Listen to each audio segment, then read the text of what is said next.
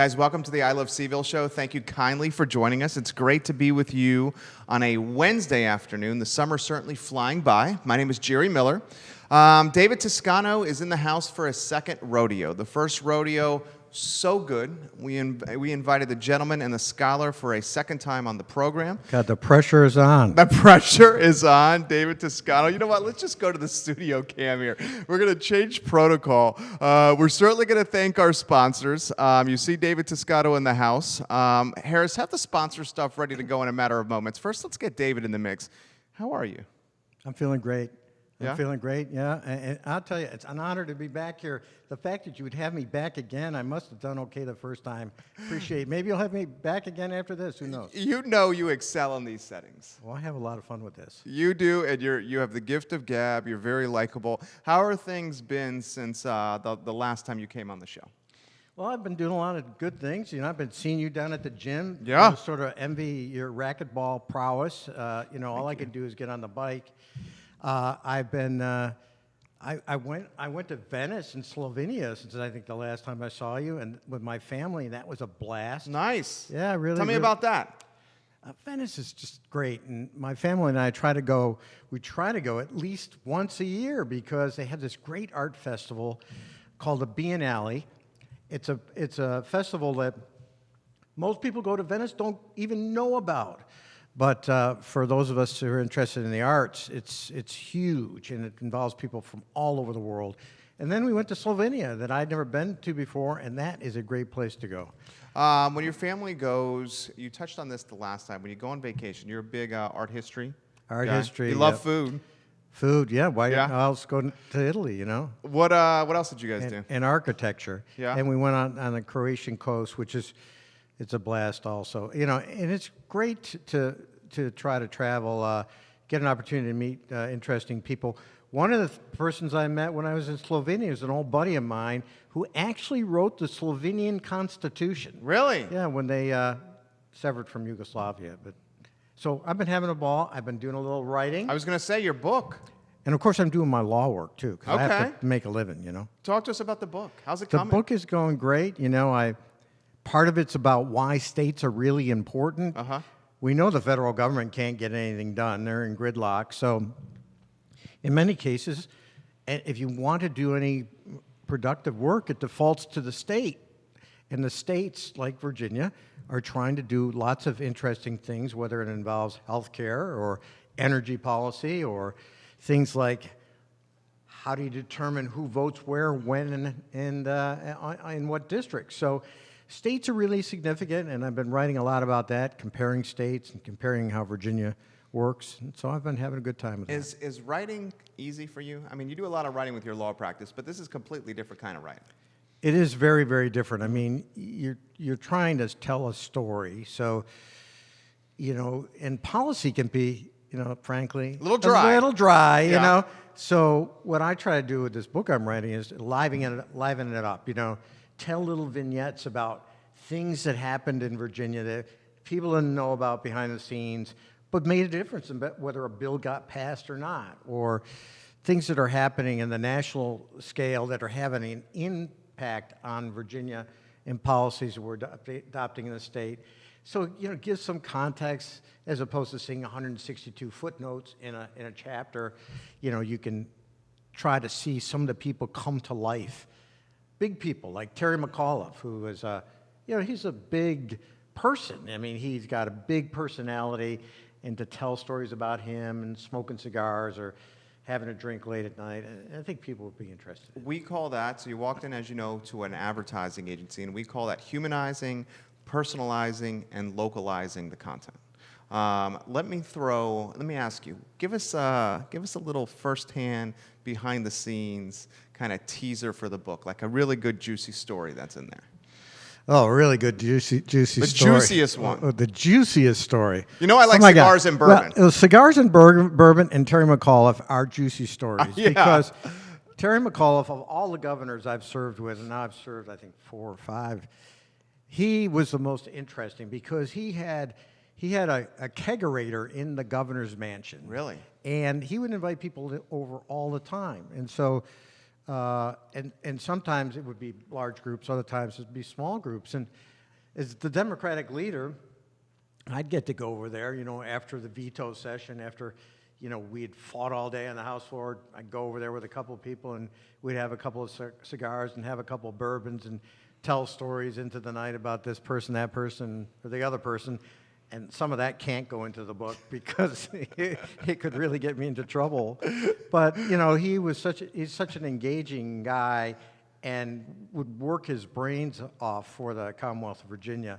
But to have that time where you just sort of let down your hair and talk about stuff and have a drink was a lot of fun. What do you think about his book that's out about Charlottesville and A12? It's funny. He shared some of the advanced galleys of that book with me, and I had a chance to comment a little bit on them. Are you in the book?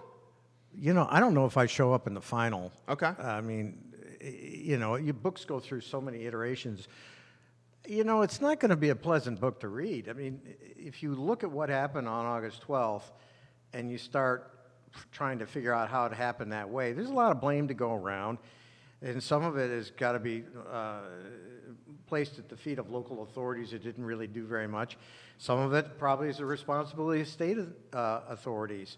Some of it's the responsibility of the city council. So you're going to read this book and you're going to be upset because people are getting hurt, and there are a lot of people who have a role in that process of people getting hurt.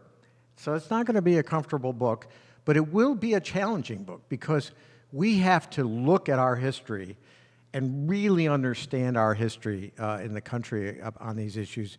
My book actually has some really interesting history about Virginia and what kind of state we were and how we got to be the way we are now. Ooh, tell me about that. Okay, so there's this concept in Virginia called the Virginia Way. Right. It's sort of like people think we're exceptional. We're an exceptional state. We do it differently than other places. We tend to get along a little bit better as we fight it out on policy grounds. We disagree without being disagreeable. But nobody has ever really known what the origin of that term is. And the origin of that term goes back to the 20s and the bird machine and segregationists in Virginia who used the term to describe how they handle race relations in the Commonwealth. The Virginia way was not to coerce African Americans to do certain things, but to convince them. They called it separation by consent. Our African Americans, we treat them well, and they treat us well. All the while, keeping people under control and disadvantaged. That phrase they used was the Virginia way. That's why we did it. For example, we have a lower number of lynchings than any other state in the country. I'm talking history. History. Okay. History.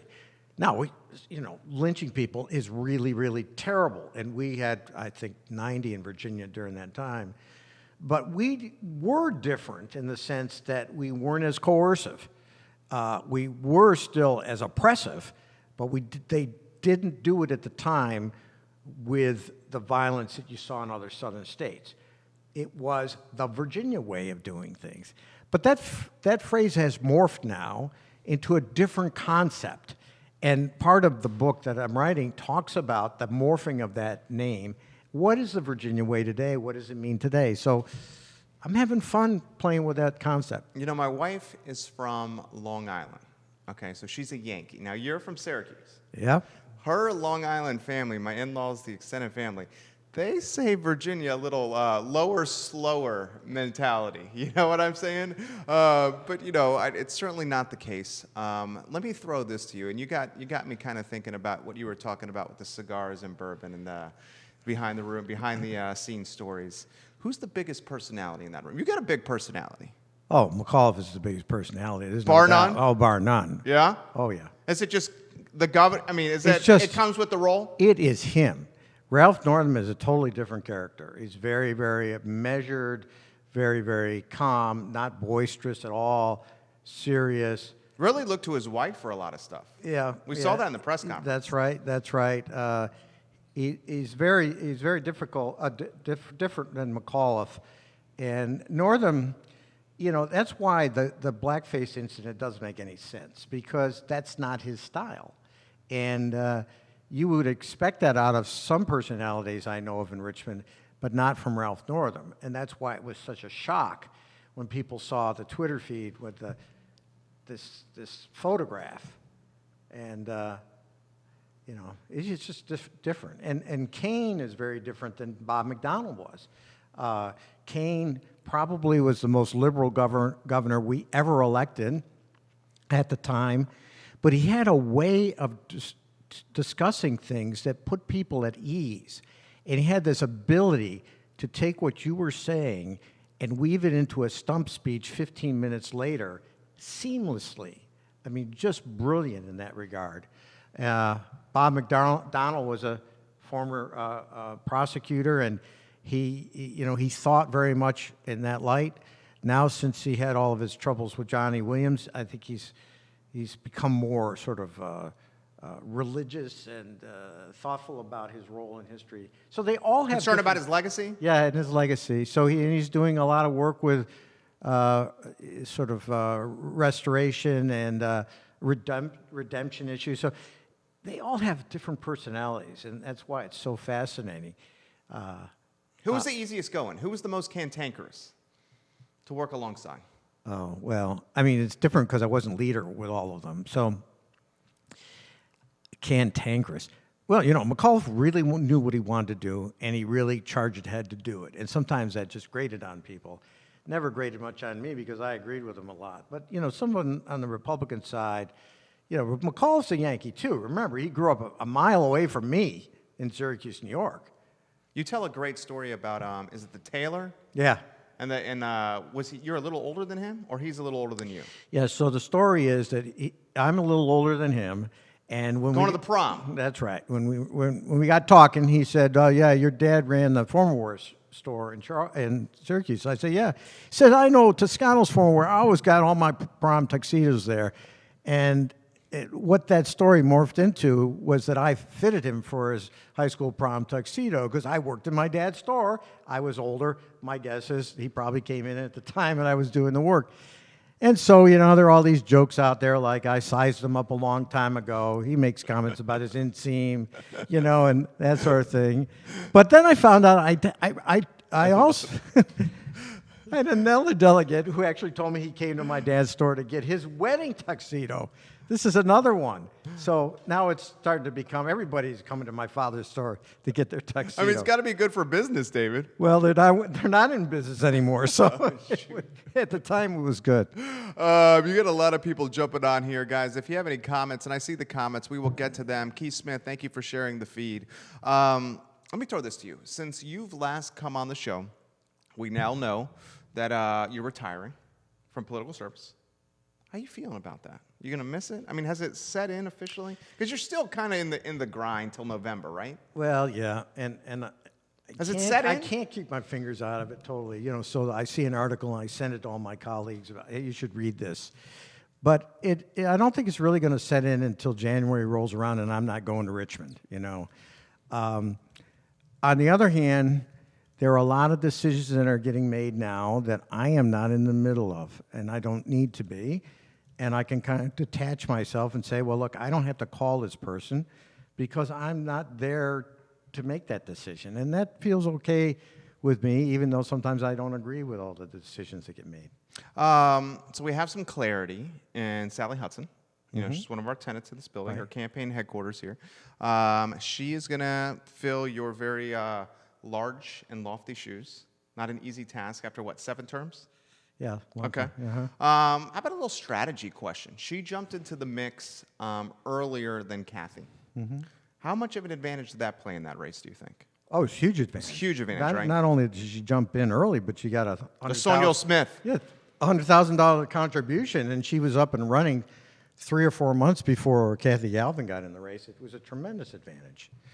And she didn't have a record to defend, so she could just go out there and say what she thought she would do. And she'll do a great job when she gets down there, so long as she just takes a little time to learn the ropes, and meet people and get to know who you can trust, who you can't trust, who will help you, who won't help you. Just take a little time, She's got plenty of time. She doesn't have to worry too much about being reelected in this community, I don't think. I agree. Did it surprise you, the outcome? I was a little surprised at the margin. Yeah, it was such a large margin. It was a large margin. I Right. was surprised at that. I wasn't really surprised about the results, but I was surprised about the margin. Kathy's very interesting, I think, and we got a lot of comments. We'll get to your comments, guys. I'm very interesting in that, like, she has such a, established tenure, school board, city council here in Charlottesville, an architect, focus on the comprehensive plan. Where I'm going with this is how did you manage this? When you have tenure like that, you really have done a fantastic job of like having a brand that is so just like well-liked.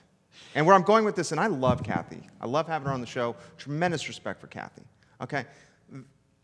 Maybe not as managed as well as you did with the personal brand. That's safe to say. Well, I'll let others be the judge of that, but I can say this. One of the things about being in local government, school board, city council, is you make a lot of decisions. And you can make a lot of people angry. And you have a record that you have to defend. And, a lot of people don't feel that good about what city council has been doing. And I think that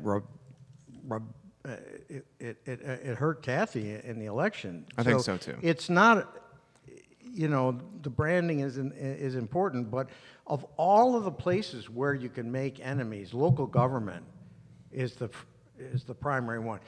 In state government, in a lot of decisions, people don't even know what I voted for, and all they're doing is they might see me on TV or they might see a quote in the paper, and they might say, "Oh, I like the way he looked on television." I mean, do you like the way you look on television? You look sharp on television. Well, I don't know if I told you this story, but when I was first running for office, I knocked on this older lady's door, and she opened the door. She said, "Oh yeah, I know you. I just saw you on television."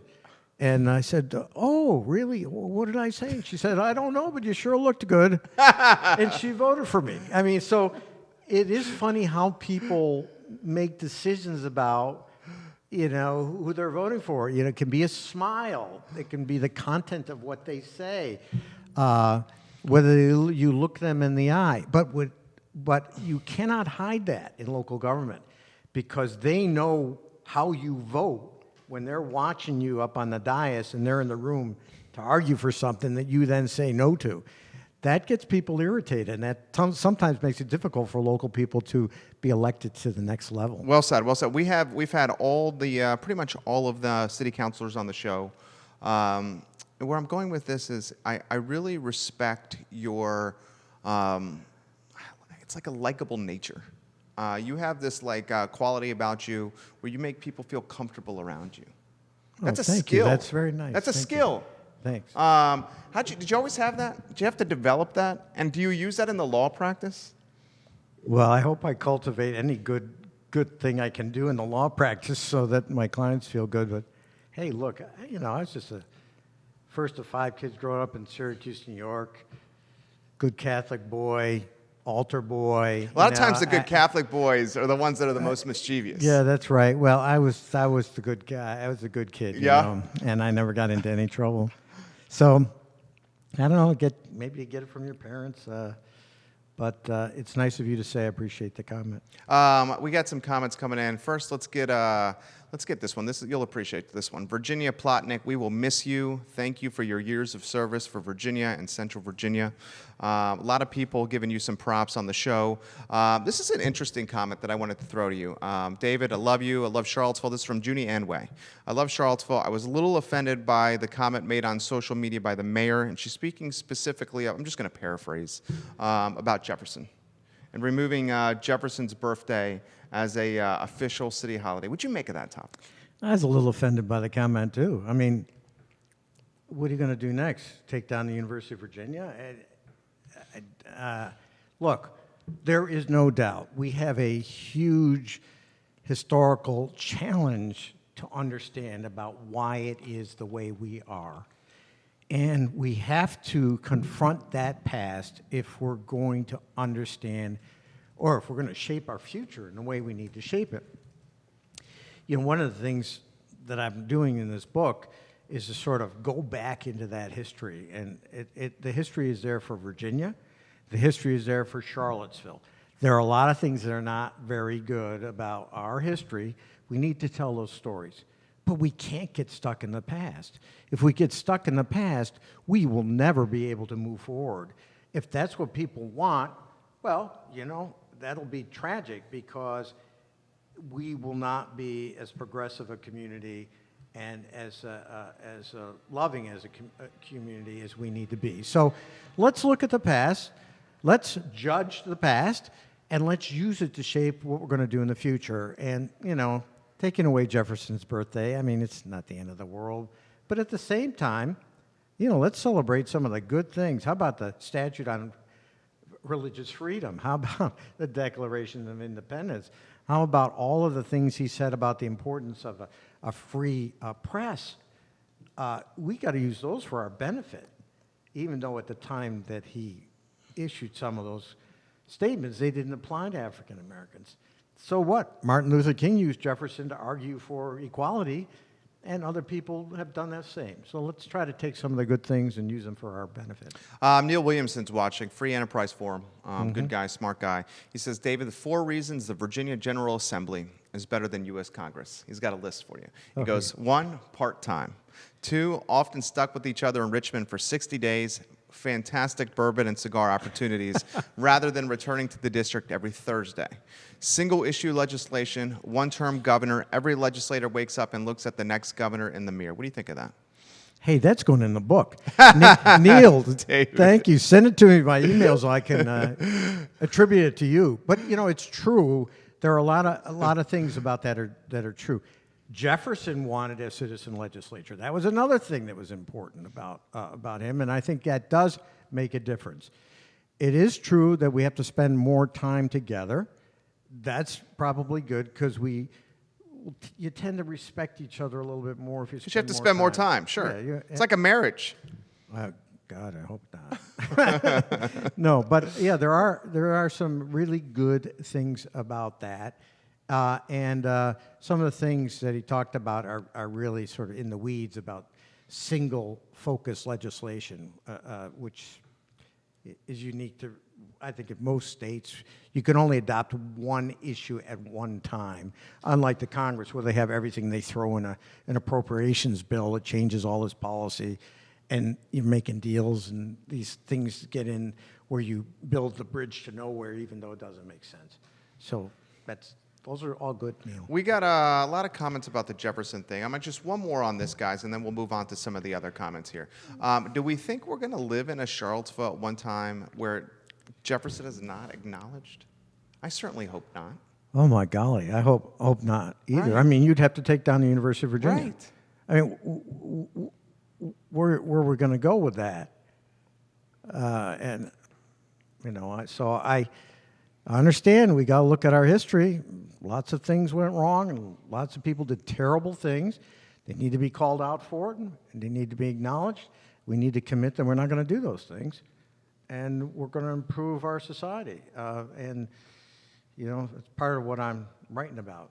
I'll never forget the first time I came down here, and my wife and I were trying to get an apartment, and somebody said to me, they said, "You don't have to worry, because we make sure that we don't rent to the wrong people." And I'm saying, okay, I understand more about the South. That was 1981. What was the price of the rental of the apartment, monthly rent? Oh, God, $200 maybe? Really? I mean, it's pretty cheap. Now it's...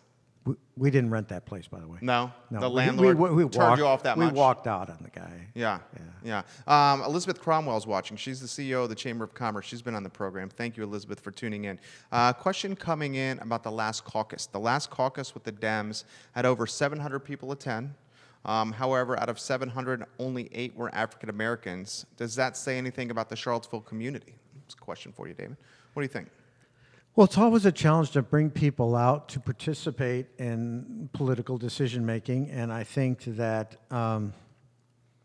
it's been a huge problem in this community with African Americans. People will participate, but only for short periods of time.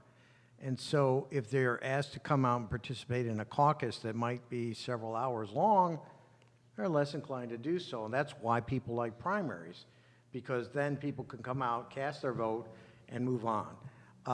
You don't want to have choices being made about who your candidates are going to be just on the basis of, elite white people who have more time to participate. You want to have more participation, not less, and that's why primaries tend to be more participatory. I agree. I think the primaries are a no-brainer. Do you think this is a good springboard to council, even Board of Supervisors in Albemarle County? They gave each other, they agreed to a 4% raise. 4% raise for the Board of Supervisors was like $400. Huge. Yeah, they did not pay much money, right? Do you think that the city councilors, the Board of Supervisors, maybe the delegates, should be paid more? Maybe that opens up more opportunities for diversity with these positions? Well, I think they probably should be paid more, but the issue is you'd have to pay them a lot more to open it up, because if you want to, city council makes $18K. It is public service, right? And this notion that somehow, and I'm frankly worried about this, that people spend all their time doing this, they lose track of where they came from, and I think that's maybe one of the problems we have in Congress. In Virginia we have a citizen legislature, and we're not there all the time. What would happen if you made city council pay $50,000? What would happen? What do you think? Well, I think you'd have a lot more people Interest. running. Yeah. But it also would become, quote, a job and not public service, and I'd be really worried about that. How so? Because I think that if you see it as just a job, you're less likely to be attentive to the people that you represent. It's just a paycheck. For me, it was a labor of love. I did it because I liked doing it, and I liked doing it because I felt good about serving people. But you interject too much money in it, it makes it complicated. That being said, there are some people who feel they can't do it because their job just doesn't allow them to do it, and that's unfortunate. Do you see a future where, and obviously a lot of changes would have to happen to this, city charter changes, where we're in a ward type of situation for council? And you were a mayor, you were on city council. You know this stuff firsthand. Yeah. Well, that's an issue that has been debated now for the last 40 years. Some people like ward systems because perhaps more representative. More representative, but frankly, I always loved. On the city council, you only have 5 people, right? And it's a small enough place that you can represent the entire community. And I like the idea of having to get support across the community as opposed to having your own ward where you're sort of like the king of the ward, and you can say, "Oh, I'm going to represent my people, but I don't care about the people who live on the other side of the tracks because I don't have to represent them. I'll just represent mine." I think that breeds more conflict and less consensus, and that's why I've always liked the notion of having at-large elections for city council. The county's a little bit different because it's bigger. Magisterial districts make a little more sense for the county, and of course they make a lot of sense for state legislature. You can't represent the entire Commonwealth. We have a number of counselors watching right now. Bellamy Brown's watching right now. Elliot Harding just jumped in. He's challenging Creed Deeds. What do you think of the youth movement? Great. Yeah? Bring it on. Why do you think so? Fresh perspective? Fresh perspective. Lots of different ideas. The only thing I would suggest is, some of the people like me who've been around for a while, I have some insights, and I think people ought to at least try to rely on those folks who've been around a little bit. But this is just this huge jolt of energy, which we need to have. I like the notion of disruption, as long as it's not disruption constantly. At some point you have to make decisions, and you have to involve as many people as you can in that process. I think you're seeing, the influence of a number of variables colliding into one space. You're seeing folks like AOC getting a lot of attention. Right. You're seeing social media really galvanize kind of the millennial movement and driving engagement into politics. you're seeing, and I'll cut to the chase, a lot of disenchantment with what's happening in the White House, and I guess we can leave it at that. And that disenchantment is inspiring and motivating people to get involved. Where I'm going with this is, do you see like this youth movement? Is it too early? I mean, is it too late? I'll start there, and I'll follow up with some other questions. Okay. Well, I'd like to think at one point I was part of a youth movement. How old were you when you started? Oh, 18. Yeah? Yeah. Yeah, it started at 18. Well, For what spot? Oh, I didn't run for office then. Okay. But I was actively engaged in politics. Yeah. And the things I didn't know at that time, of course, I thought I knew it all at that time. And I think that you get some elements of that with the youth movement now. But that's the way it is. I mean, you can't know as much at 25 as you might know at 50. It's just the nature of the beast. So let's take what you know at 25 and apply it as best you can, working with other people at different ages to get things done.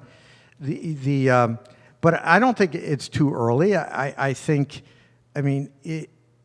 some group has got to help us change the direction of the country. Right now, I think we're going in the wrong direction. And, I don't make any apologies that a lot of it has to do with Donald Trump, but he's not the only problem. We got a lot of people that have problems. Trump is in some ways a symptom of things that have been going on for years in this country. And we've talked about race. It's just only one problem. Inequality is a huge problem, and we don't seem to be willing to tackle that either. So it's good that youth are getting involved. I think that's going to help the country. I think sometimes you just have to take a little step back and say, well, wait a minute. I know a lot. I want to do a lot. But there are other people that can help me get it done. Nancy Spencer's watching in Danville, and she says, Delegate Toscano, do you feel the Democratic Party is heading in the right direction at the local level, at the state level, at the federal level? Whew. That's my next book, right? No, that's a really big question. That's coming up a lot. There are cross currents, and there are some elements of where the Democratic Party is heading that I don't like. I think there are elements where there's this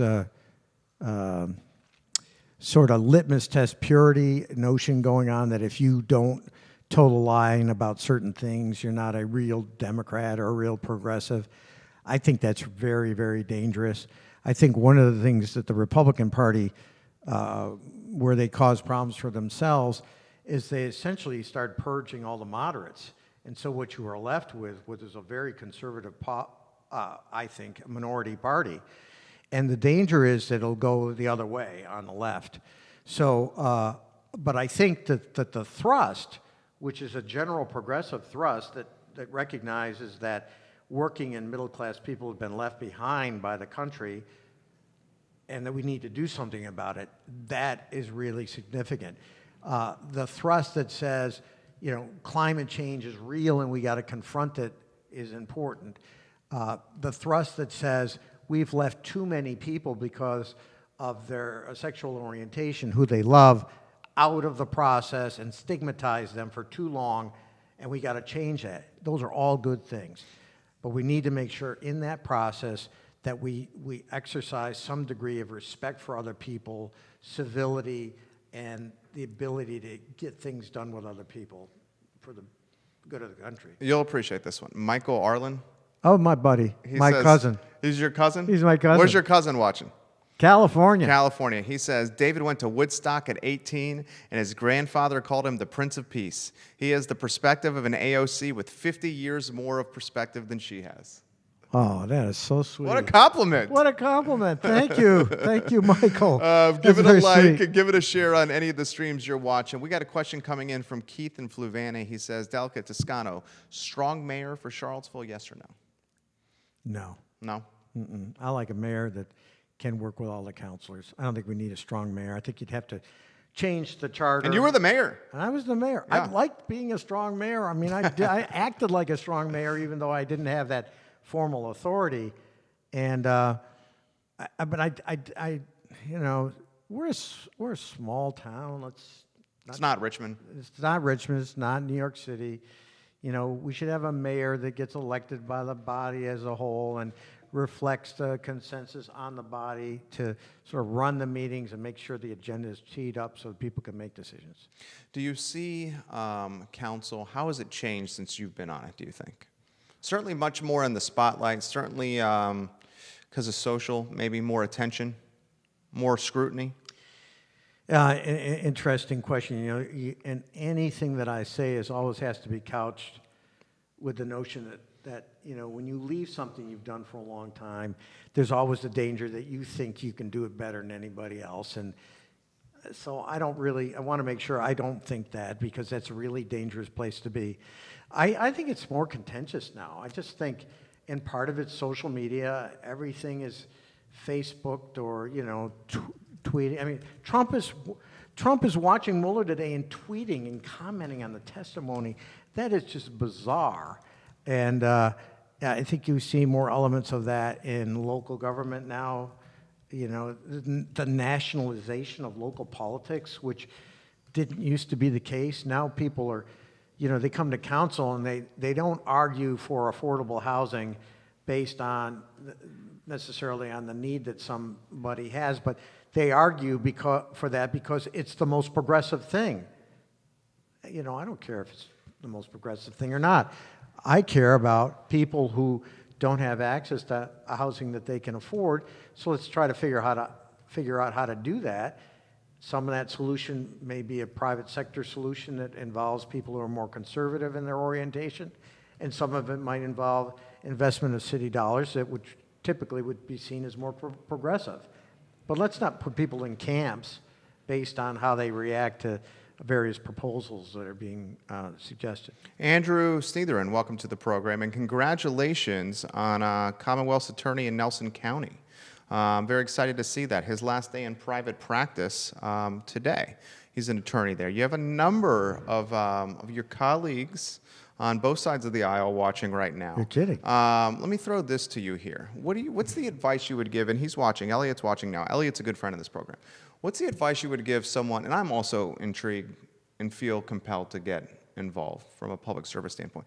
A guy like an Elliot Harding who's challenging a Deeds. Deeds' an institution. Yeah. I mean, he's been around a long time and then some. How do you go against a behemoth like that? How do you challenge a behemoth like that? I'm not going to give Elliot his roadmap because I love Cree Deeds and I think he should be reelected.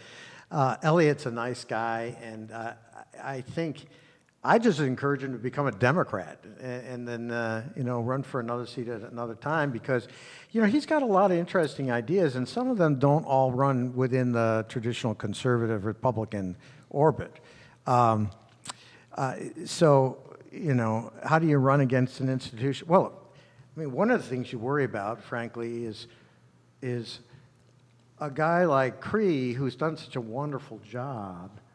How do you discuss? I don't know what Elliot thinks about why he should replace Cree Deeds. I mean, he hasn't given me a good reason, so I'm not in a position to comment on what he should do, I guess. How about the challenges a guy like Bellamy Brown faces as an independent? I mean, that's no easy task. And now the Dems, Michael Payne, Lloyd Snook, who's right around the corner here, and Sean McGill, they're running on a ticket together, joint force for the 3 spots. Yeah. So Bellamy's kind of on this island right now as an independent. Thoughts on that? Well, local elections can be won on shoe leather. When I first, door knocking. When I first ran, nobody thought I was going to win. Really? Oh yeah, Why? I was running against a guy who played Santa Claus every year for all these various communities. Who was that? His name was Darden Tao. He grew up here. He actually lived in the building that I run my law office out of right now. Really? Yeah. So, Darden was an institution here, and he was a Republican, and nobody thought I could beat him. They said, well, Kay Slaughter, who was running with me at the time, she'll win, but Toscano doesn't have a chance. But I just knocked on as many doors as I could, and that made the difference. Yeah? Because all those women watched me on TV. And said you were a sharp dude. They didn't care what I said, right? No, but I engaged with a lot of people and met lots of dogs. I met snakes and birds and all kinds of other varmints as well as wonderful people along the way. How do you see in the, Congressman Riggleman? He's doing these town hall forums on social. And, I see the strategy behind it. It gets more people in one spot being able to engage with him. Right. He's caught a little grief in that he's not going perhaps as much to the municipality with the shoe leather approach. I have no beef with it, but perhaps maybe it's because I'm a millennial. Everybody has their own style, and they find their way. And I think, the Facebook opportunities are great opportunities. Some people criticize them because, you can sort of hide a little bit behind the screen. Right. But I think people ought to do town halls and Facebook and do door-to-door. I mean, it's all part of, and write columns for your constituents and ask them to write you. It's all part of serving your constituents. How about that High Street quarter? Your office there? You said that's where Darden used to live? Yeah. I mean, yeah, that's changed so much, hasn't it? Yeah. Well, my house is a great house because, we have all these politicians that were involved in living in that house or working in that house. You had Darden Tao, who grew up in that house. Frank Buck, who was mayor and on council for 12 years. He's my law partner. He's in that house. I'm in that house. And we have Rob Bell, who's also in the General Assembly, who rents upstairs. I don't know what's in the water of that house. You got good energy in that house there. I guess so. Do you guys always sit around and BS and tell stories? Rob and me? Yeah. I don't see Rob. He's always working. I mean, he does criminal defense work, and he works a lot in Greene County and some of the outside counties. So he'll come into work, but the irony is we often see each other on weekends during the General Assembly sessions because both of us are in the office trying to catch up on work that we didn't get done because we were in Richmond that week. How do you manage the law practice with the public service? Well, I won't have to worry about that as much anymore. But it used to be. It's sort of like. Is it hard? Yeah. It's sort of like you're holding all these eggs in your hand, and they're your clients, and you're kind of throwing them up in the air, and you're just hoping that you can catch them before they hit the floor. Fortunately, I've been lucky. I've been able to catch them all and keep them in the juggling routine so I could get good things done for my clients, or at least I hope I have. How about your favorite aspect of being a lawyer? I love the people. Yeah, it's the human connection? It's the human connection and actually having a very tangible role in solving a problem that they have. You've got to have had a number of Riverside burgers under your belt there, being so close. Yeah, I love Riverside, and my wife and I go there all the time. Yeah? Yeah, I love that place. Yeah. It should be on the Diners and Dives or whatever that is. Diners, Drive-Ins, and Dives? Yeah, and with your guys from Moose's. Moose's by the creek. Yeah, Moose's is a great place, too. Amy Benson, guys, and Melinda Stargell on ilovecville.com. You are a pleasure to interview here. When's the book come out? I don't know. I've got 3 chapters done out of about 8. I'm in the middle of writing the chapter about Ralph Northam, blackface, and the Virginia Way that takes you back into Virginia history and tries to take us forward to what has changed. And of course, Virginia has changed dramatically in the last 30 years. It's just, it's unbelievable. But the history is fascinating, too, because, many people, for example, don't realize that in 1881, there was a biracial coalition basically controlled state government in Virginia. You didn't see that in any other southern state. But within 2 years, the conservatives had taken back over, and the segregationists were in total control by the time they wrote a new constitution at the early part of that next century. And these are things that a lot of people don't realize. But we're different now, and we're struggling with a lot of racial issues now in Virginia. But I think we can get through it because, we got lots of new people involved, and I think it's going to make a difference. I'd like to see more diversity with elected officials. You often see, the white male. We're certainly seeing a lot more females get in the mix, which I think is good. How do we encourage more diversity? Well, you got to recruit them, and that's actually what we had been doing as a Democratic caucus I like to say under my leadership, but it was your leadership. Under my leadership, we brought in 15 new people in the last election, and I think something like 40% were people of color in that new class. I mean, and the numbers of people of color in the General Assembly have grown dramatically because the Democrats have been recruiting them. Women, two Latinas were elected in the last cycle. Younger people. So the Democratic Party is changing pretty dramatically. I don't see that so much for the Republican Party, but I think it's inevitable it will happen. We got a lot of messages coming in here. I'm going to go to Twitter and check the messages coming in here. David, how do you see how you're going to spend the rest of your life now that you're out of politics here? I mean, is it going to be the law practice? Oh, I can't believe it's going to be the law. Yeah? I'm going to have some. You're going to get new hobbies? Some element of public service. Yeah. You know, this book, which is really around why states matter. There's maybe another book called Why Localities Matter, because I've got that experience too. I like to write, you know, I hope that people read what I write and they enjoy what I write, or they can go to my website and look at some of the things I write if they're interested. And I hope to make a difference there. I like to think I'd be able to teach some place about You would be policy. a great teacher. I had a ball in the classroom when I was doing it before. Yeah, would you go back to UVA? Would you go back sure. Yeah? Oh, I loved UVA. Yeah? Yeah, but the opportunity to engage with young people about the things that I think are important, the things they think are important, and so I can learn from them and they can learn from me. And one of the great things about teaching is you learn a ton of stuff.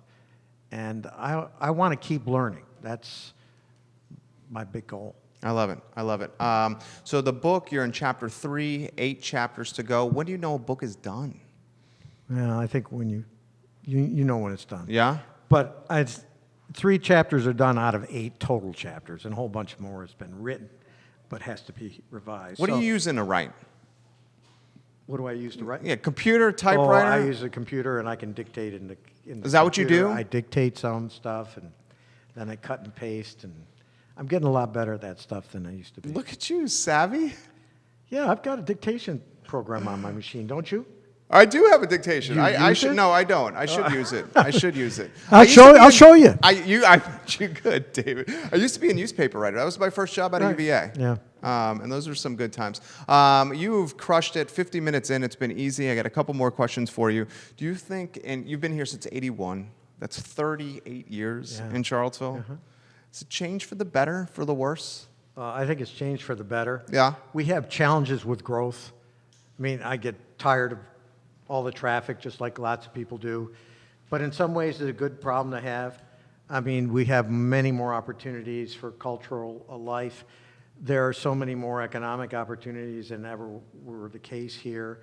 You know, we got challenges with inequality and wages, but compared to places to the south of us, you know, in coal country and other places in Virginia where they're really hurting, we're doing very well. And, you know, we got the flagship university as a Commonwealth and one of the top 5 best universities in the country here.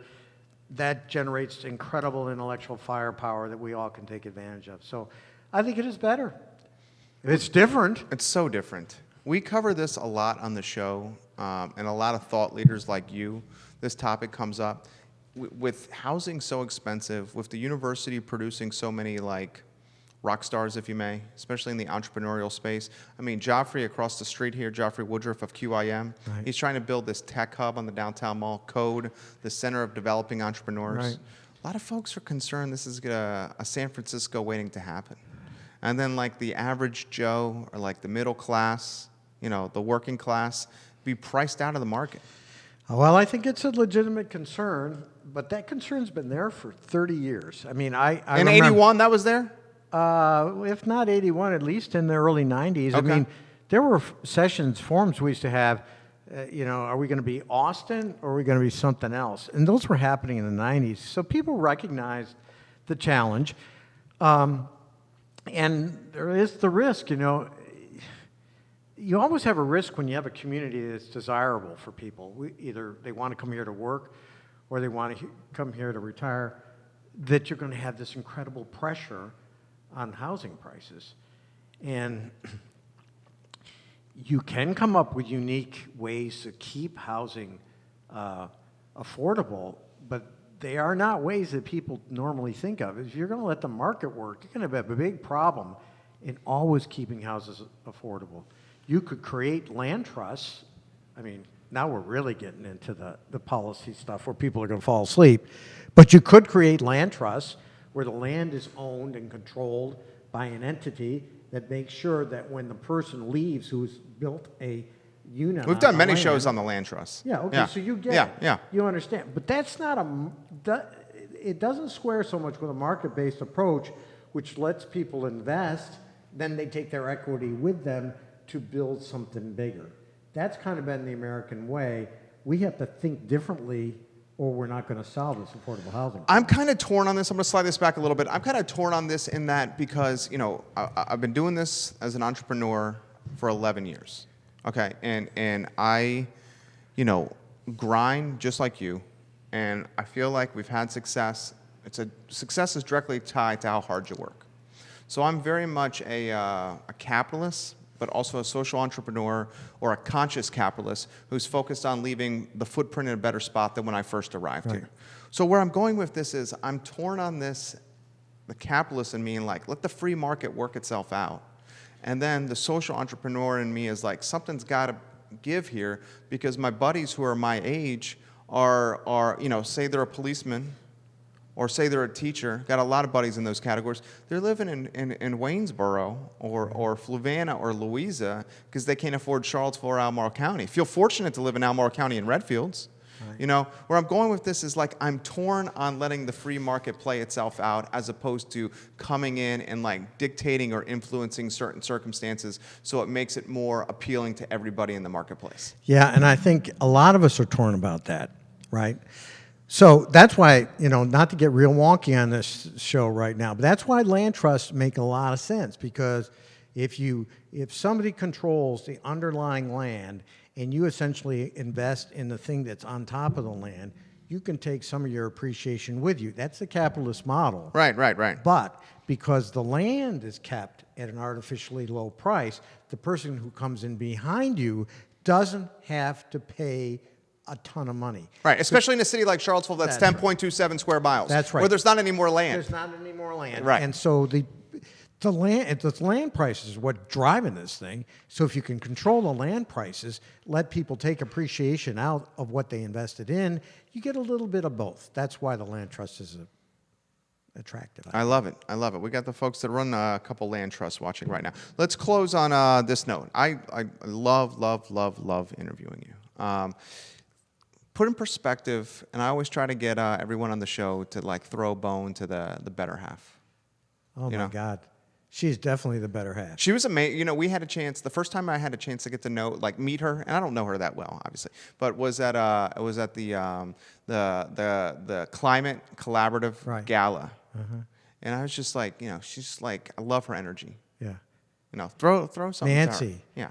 45 years of. Are you an easy guy to be with for 45 years? I think I'm the easiest guy in the world.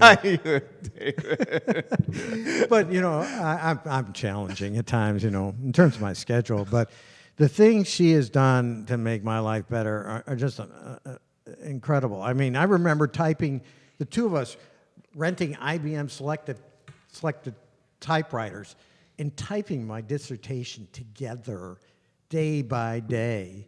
I remember her and I selling elements of our wedding gifts to fund a campaign. I remember all of the time she spent editing stuff that I've written to make it better. I mean, she was the founding webmaster at UVA, so she has the technical chops. But I didn't know that. Yeah, oh yeah. But incredible energy and really a good partner. Yeah. I'm not crying, but I could. Well, I was, I feel the same with mine who's watching now. Lucky. Yeah, luckiest guy in the world. You crushed it. I appreciate you. Anytime. So easy. Come back. I'll come back anytime you want. Thank you. We close the show the same way, guys, every time. We ask you to embody the golden rule. We don't make it about religion. We make it about treating others the same way you want to be treated yourself. I feel like Charlottesville needs that more than ever. The Commonwealth needs that more than ever. Certainly the country needs that more than ever. It's the golden rule. Tomorrow, John Kerber on the program. He's the president and founder of Dominion Custom Homes. He's also the developer behind the Prophet Ridge neighborhood. We're going to talk county and city housing and development, and we're going to talk about building homes, and we're going to do it from a vantage point of someone who does it professionally for a living. Should be a really good program with John Kerber. My name is Jerry Miller. At 3 o'clock, we have our animal-focused programming, and that's called What's Barking Local. From 3 to 3:30, we spotlight the animal community in Charlottesville and Central Virginia. It's a robust one, and we're excited for that show. So join us at 3. Enjoy your afternoon. Thank you. Good.